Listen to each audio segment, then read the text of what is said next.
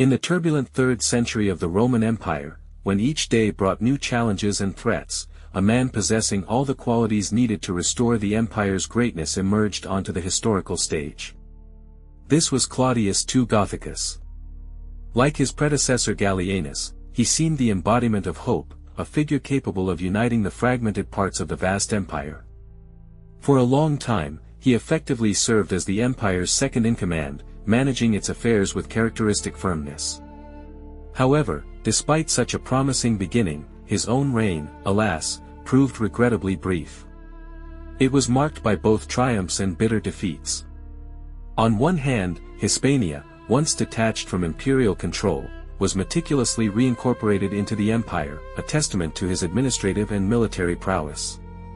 But on the other, it was during this period that the audacious Zenobia and her powerful Palmyrene Empire, a harbinger of future upheavals, dared to openly declare their full independence from Rome, challenging its centuries-old authority. In an era when emperors often met their end at the hands of traitors or on the battlefield, Claudius II Gothicus stands out as one of the very few figures of the 3rd century who escaped a violent demise. His fate was far more insidious and unpredictable. He fell victim to the devastating Cyprian plague, the same merciless epidemic that had previously claimed the life of another short-lived ruler, Emperor Justinian. This unseen threat, like a shadow, haunted the empire, claiming lives regardless of rank or power. And here history takes an unexpected turn that compels many scholars to meticulously re-examine every word of ancient scrolls. There is a supposition that Claudius might have been a relative or even a direct ancestor of Constantine the Great himself, the future founder of a new imperial dynasty. This intriguing fact, however, raises considerable doubt among historians, as most surviving sources seem excessively eager to portray his life and career solely in a laudatory light, which might indicate an attempt by later rulers to legitimize their lineage. What truly lies behind these panegyrics? Was Claudius truly the ideal ruler he was depicted to be? Nevertheless, one thing remains undeniable: Claudius was one of Emperor Gallienus's most trusted and capable generals, whose loyalty and military prowess were unquestionable. To avoid confusion with an earlier namesake from the Julio-Claudian dynasty, this distinguished military leader and ruler is now commonly referred to as Marcus Aurelius Valerius Claudius, or simply Claudius II, a name permanently etched in the annals of history. Born in Illyricum on May 10, 214, Claudius was destined to leave his mark on history. Emperor Gallienus apparently placed deep trust in Claudius throughout his reign, yet the paths by which he came to be in close proximity to the emperor remain shrouded in historical uncertainty. Perhaps he was among Valerian's inner circle, as it was Claudius who assumed the duties of Crinitus when Valerian arrived on the Danube in 256. At that time, he was likely appointed dux of the entire Danubian front, but he was later sent to Gaul to reinforce Gallienus's forces when the Franks and Alemanni launched a devastating invasion. From that moment and throughout the remainder of the emperor's reign, Claudius remained consistently by Gallienus's side, serving as one of his most trusted and capable commanders.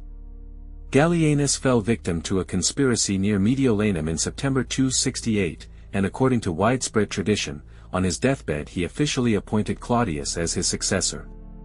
The army promptly gave its assent and elevated Claudius to the imperial throne. The Senate, in turn, ratified the army's choice and granted him the title of Augustus. Senators experienced undisguised relief upon learning of Gallienus's demise, as many of them held him in deep contempt. Historical accounts diverge regarding the details of subsequent events.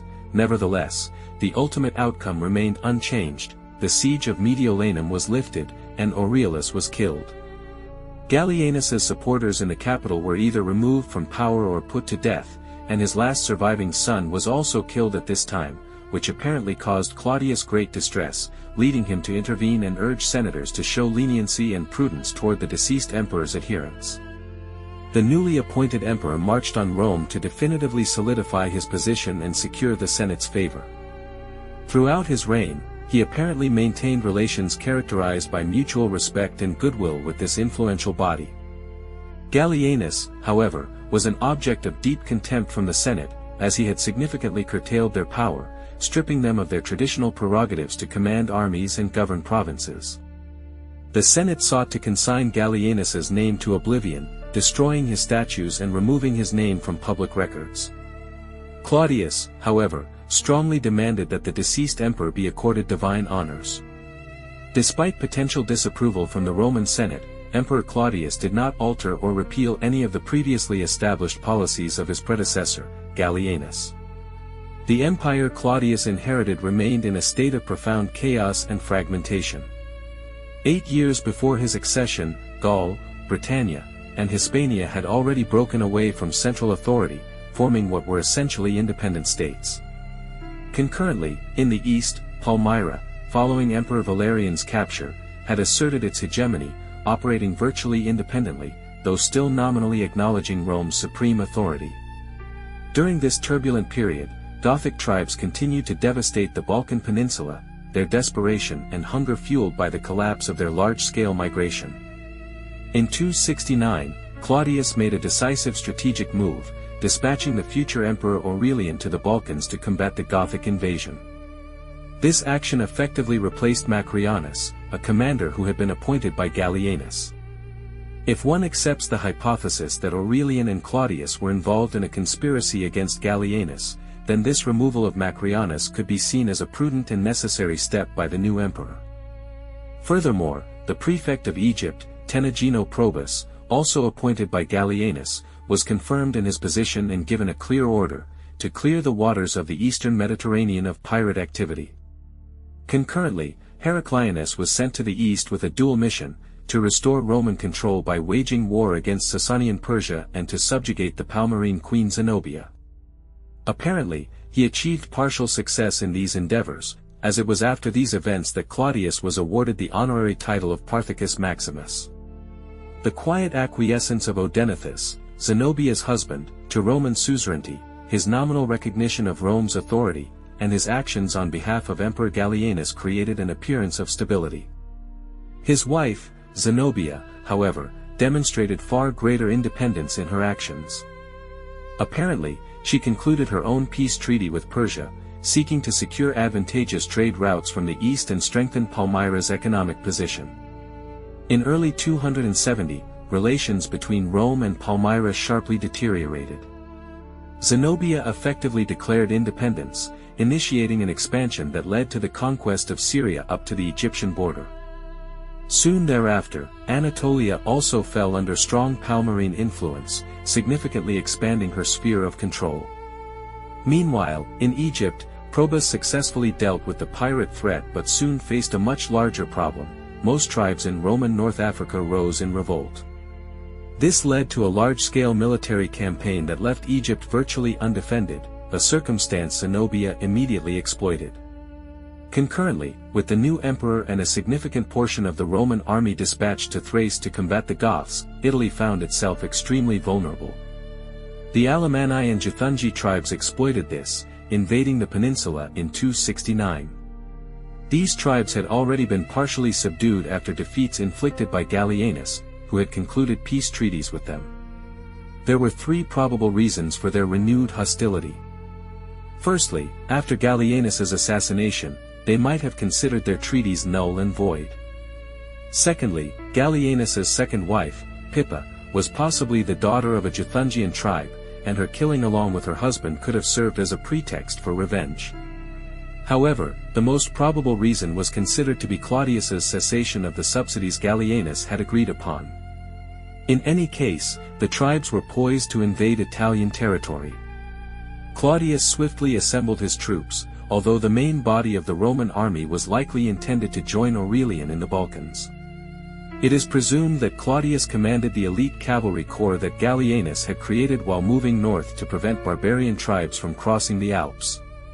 It was this corps that enabled him to halt the barbarian invasion near Lake Garda, close to Verona. After his victory, Claudius adopted the honorary title Germanicus Maximus. The return of Hispania to Roman rule was a significant event during a period of imperial instability. At this time, Postumus, the ruler of the Gallic Empire, faced a series of defeats from Gallienus, which significantly undermined his authority and made his throne vulnerable to internal rebellions. Indeed, by 269, Postumus found himself embroiled in a fierce civil war against Gallienus, further weakening his position. Meanwhile, Emperor Claudius, demonstrating strategic foresight, dispatched a detachment under the command of Julius Placidianus to southern Gaul, successfully reclaiming for Rome the territories east of the Rhone River. Claudius, it is known, held the view that usurpers represented more of a personal problem, whereas foreign invasions directly threatened the state. Based on this philosophy, he decided to focus his forces on eliminating the external threat before dealing with Postumus.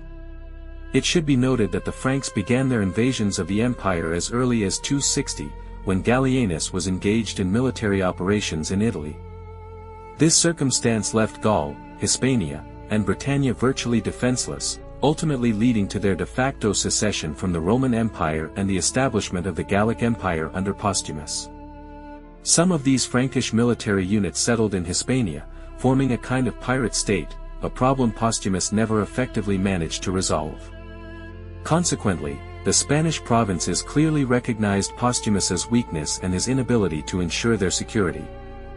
This understanding led them to decide to return to imperial control, publicly declaring their allegiance to Claudius and Rome. Claudius's exact whereabouts after his triumphant victory at Lake Garda remain shrouded in historical uncertainty.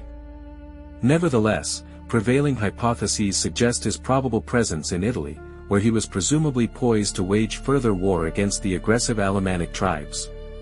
Initially, it appears he planned to send his brother, Quintillus, with vital reinforcements to Aurelian, who was then conducting military operations in the Balkan Peninsula. However, at the last moment, Emperor Claudius was overcome by serious doubts, and he changed his mind. His deep concern stemmed from the possibility that Aurelian, upon gaining command of both powerful armies, might proclaim himself emperor, challenging the existing authority. Consequently, Claudius himself marched to the Balkans, entrusting the conduct of the war on Italian soil to his brother. There is also a viewpoint that Aurelian, possessing extraordinary strategic acumen, deliberately avoided engaging in a decisive battle with the Gothic invaders. This hypothesis suggests his goal was to preserve his military forces for a meticulously planned seizure of imperial power. Considering his brilliant and impeccable military record, which irrefutably confirmed his status as one of Rome's most outstanding and effective commanders, such an idea gained significant plausibility. His career indeed exemplified exceptional military genius. The main body of Gothic invaders had already been decisively defeated in the epical Battle of Nisus, which occurred during Emperor Gallienus's reign. In this regard, Aurelian's apparent inability or, perhaps, unwillingness to definitively crush the remaining Gothic detachments raises certain questions and suspicions among historians. However, the prevailing circumstances must be considered. The Goths were trapped in the impassable Haemus mountains and were slowly but inexorably dying from hunger and disease. In light of such a situation, refraining from an immediate decisive assault and opting for a strategy of attrition could well have been a very sensible and strategically sound decision, allowing for minimized losses among Roman legions while achieving the desired outcome. Quintillus. During his march eastward, Claudius, the Emperor of Rome, contracted the Cyprian plague and died shortly thereafter. In Sirmium, a vital strategic point, the deceased emperor's brother, Quintillus, was promptly proclaimed the new ruler by Claudius's legions. This proclamation quickly resonated and was recognized by the Senate, seemingly solidifying his position.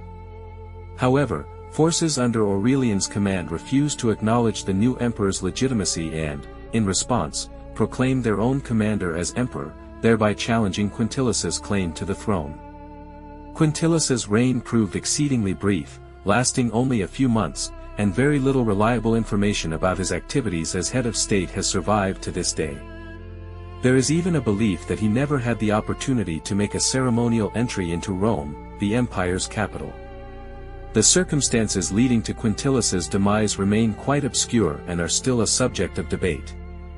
A largely unreliable source, known as the Historia Augusta, claims that Quintillus was a harsh and demanding military commander, and that he was killed by his own men for this reason. Meanwhile, some historians propose his death in battle against Aurelian's forces, while others assert that he took his own life by slitting his veins. The undeniable fact remains only that after his death, Aurelian unequivocally inherited the imperial throne. Claudius's imperial term was short, and during his reign, he achieved rather modest results. Hispania was reincorporated into the empire, but this likely occurred not due to Claudius's direct successes, but rather due to the failures of his predecessor, Postumus. Moreover, his tactless and inept handling of Zenobia, the powerful queen of Palmyra, apparently provoked her open revolt against Rome. Nevertheless, even before his accession to the throne, Claudius had established himself as an outstanding general and a brilliant cavalry commander during Emperor Gallienus's reign. He enjoyed immense respect and affection among both common soldiers and the officer corps. It was he who inflicted a crushing defeat on the Alemanni and Juthungi tribes who had invaded Italy. It is conjectured that had it not been for the fatal plague infection, Claudius might have proven himself as capable and effective a ruler as Gallienus or even Aurelian. However, his reign was simply too short for us to fully judge his true merits and potential as emperor.